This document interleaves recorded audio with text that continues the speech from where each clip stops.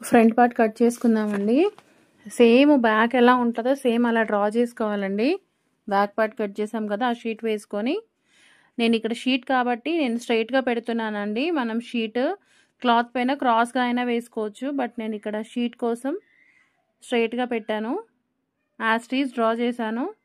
ఇక్కడ మనము changes ఏముంటాయంటే front neck 7.5 mark చేశాను. స్ట్రైట్గా డ్రా చేసుకోవాలి. అక్కడ కార్నర్కి 1 ఇంచ్ మార్క్ చేసుకొని దాన్ని రౌండ్గా మార్క్ చేసుకోవాలి.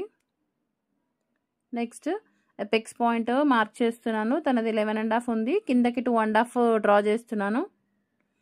ఆ 2.5 దగ్గర మనము స్ట్రైట్ లైన్ డ్రా చేసుకోవాలి.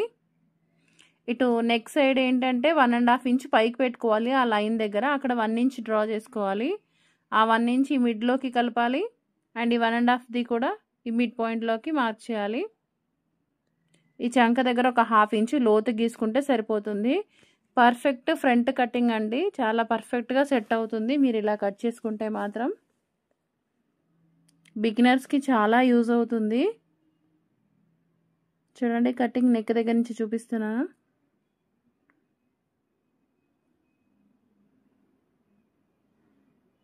ఇలా షీట్స్ కట్ చేసి పెట్టుకుంటే మనకేంటంటే బ్లౌజ్ మీద వేసుకొని కట్ చేయడానికి చాలా ఈజీగా ఉంటుంది. ప్రతిసారి మనం మెజర్ చేసుకోవాల్సిన అవసరం లేదు మనకి.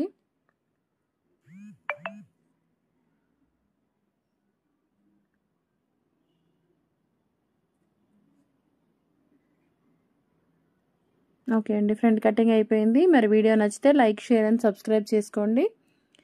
ఇది చెస్ట్ పాయింట్స్ మార్క్ చేస్తున్నాను చూడండి. స్టార్టింగ్ నుంచి 3 ఇంచెస్, తర్వాత 1.2, 1.2, మిడిల్లో 2.5 ట్రయాంగిల్ షేప్ డ్రా చేసుకోవాలి. ఎవరికైనా 3 ఇంచెస్ అండి స్టార్టింగ్ నుంచి. అది ఎవరికైనా 3 ఇంచెస్. అక్కడ నుంచి 1.2, అక్కడ మళ్ళీ 1.2, ఈ మిడిల్లోంచి 2.5.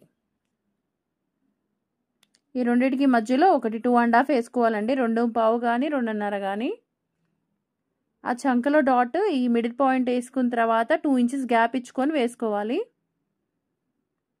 అయిపోయిందండి front cutting. Thank you all.